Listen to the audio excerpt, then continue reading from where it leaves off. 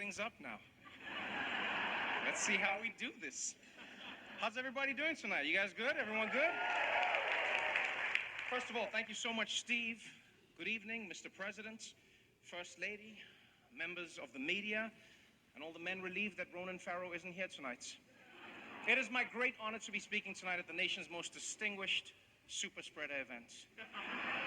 No, for real, people, what are we doing here? Let's be honest, what are we doing? Like, did none of you learn anything from the gridiron dinner? Nothing, huh? Like, do you read any of your own newspapers? I mean, I expect this from Sean Hannity, but the rest of you, what are you doing here?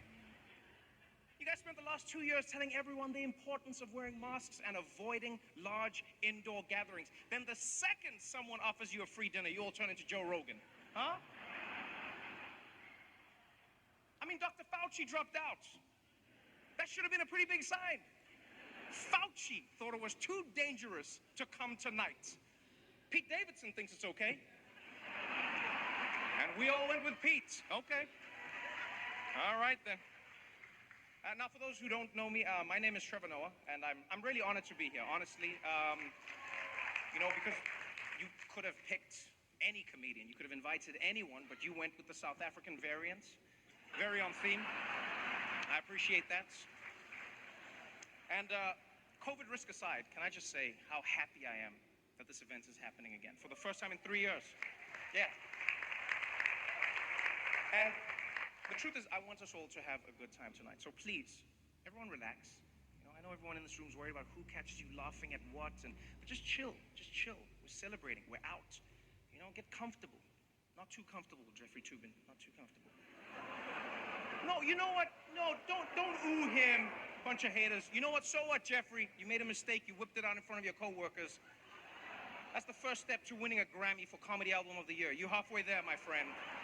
You don't let the haters stop you. We all come back from mistakes. Now, you might have noticed I'm going to be telling some jokes tonight. But I want you to understand, I am not here to tear anybody down, okay? Yeah, I might roast you gently, you know, like a pair of testicles on a Tucker Carlson special, but I'm not doing this just for the attention, all right? I'm a comedian, not Kirsten Sinema, all right? And by the way, give it up for Kirsten Sinema. Whoever thought we'd see the day in American politics when a senator could be openly bisexual but closeted Republican, huh? That's progress. That's progress. And yes, I know a lot of you are worried, and yes, it is risky making jokes these days, you know? I mean, we all saw what happened at the Oscars. I've actually been a little bit worried about tonight. I won't lie, you know? I was like, what if I make like a really mean joke, you know, about like Kellyanne Conway, and then her husband rushes up on the stage and thanks me? I just hope we all stay calm. Because it is exciting to be here, even though some people don't think this dinner should even exist, as you said, Mr. President, you know? Because some people think this shows that the media is too cozy with politicians. But what those people don't understand is that you guys have integrity. You would never allow personal connections to affect your ability to be good journalists. Isn't that right, Chris Cuomo? Where is Chris, by the way? Is he here? Couldn't make it? Oh, by the way, before we really get going, a few quick announcements. Anyone here who is a Democrat in a swing district, I've been asked to remind you not to hand your resume to the cable news execs at your table until after the event, please. Thank you very much. Also, a quick note before people order their Ubers home tonight. Governor Greg Abbott is generously providing free buses for the Telemundo table. Very classy, very classy. But man, what a room this is, huh? Look at this room. Everyone is here tonight. We've got politicians, huh? We've got the media, we've got celebrities, basically anyone who's been to Jeffrey Epstein's island. This is an exclusive event. In fact, coming in, I heard Meghan McCain telling the bouncer, "Do you know who my father was?" And they were like, "You have a ticket, you can just come in." But she insisted on telling them who her father was anyway. And I'll tell you, as somebody coming from Africa, I mean, I've just got to say, this is so exciting, you know, to be at this swanky party full of Washington's most powerful people. You know, it's not as exciting as Madison Cawthorn made it sound, but still very sexy. Very, very sexy. There's many big names here tonight. Yeah, one of my favorites, Ron DeSantis, is here. Yeah. Oh man, I'm actually surprised that he found the time. You he's been so busy trying to outmaneuver Trump for 2024. I see you, Ron. I see you, Flair. Yeah, I've seen what you've been doing, blaming Trump for the lockdowns, distancing yourself from the vaccines that Trump created with his own two hands. Nobody knew how to make vaccines until I made them. Beautiful, beautiful vaccines. Nobody knew how. Not even Fauci. But Ron is playing it coy, man. He won't even tell people if he got the booster, yeah? Or as they say in Florida, don't ask, don't tell. Am I right? I see you, Ron. You see, what I like about Ron DeSantis is like, if Trump was the original Terminator, DeSantis is like the T-1000. You know, you're smarter than him. You're slicker than him. You can walk down ramps. Yeah. Because you see, no, Trump said he won the election, but everyone was just able to look at the numbers and see that he was wrong. That's why Ron DeSantis is one step ahead. First, you ban the math textbooks. Then, nobody knows how to count the votes. Boom! My man! Ha, ha, ha! What a room! Are you kidding me? The great chef Jose Andres is joining us here tonight. Give it up for him, people. My good friend in the room. Whenever there's a disaster anywhere in the world, Chef Jose is there. Which I guess is why he's sitting at the CNN table tonight. Now, of course, the real reason that it's such an honor to be here tonight is that we all get to be in the same room as the most powerful man in the United States. So let's give it up for Joe Manchin, everybody. Where is he? Is he there? Good to see you, sir. Good to see you. No, for real, Mr. President. Thank you for being here. Thank you for having me here. You know, I was a little confused about why me. But then I was told that you get your highest approval ratings when a biracial African guy is standing next to you. So,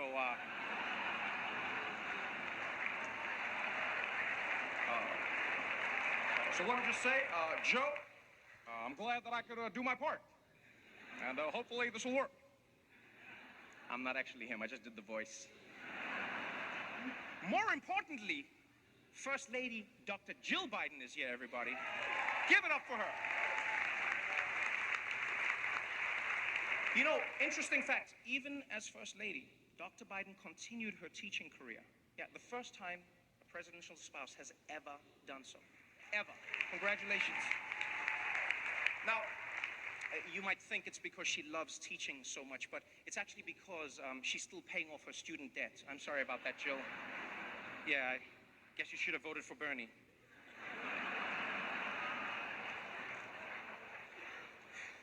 You know, sir, can I just say, I think everyone will agree that it's actually nice to once again have a president who's not afraid to come to the White House Correspondents' Dinner and hear jokes about himself. I'll be honest. If you didn't come, I totally would have understood. Yeah, because these people have been so hard on you, which I don't get. I really don't. You know, I think ever since you've come into office, things are really looking up. You know, gas is up, rent is up, food is up, everything. No, it really has been a tough first year for you, Mr. President. And surely you must be a little worried about 2024. You know, there's a lot of passion on the Republican side. There really is. You know, it's going to be an interesting time. And as you all know, President Biden's lack of a filter does get him into hot water sometimes. You know, last month he caused a huge international incident saying that Vladimir Putin should be removed from power. It was very, very upsetting to Russia. Yeah, until someone explained to them that none of the stuff Biden wants actually gets done.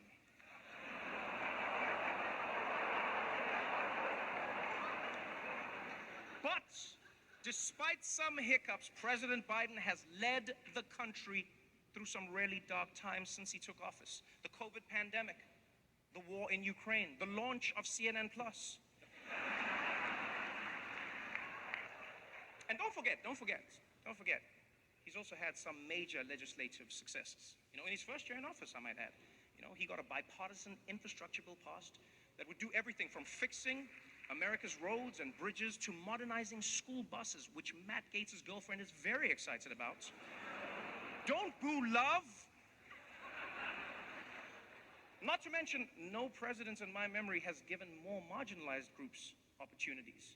You know, I'm talking about women, the LGBTQ community, the Taliban, the list goes on and on.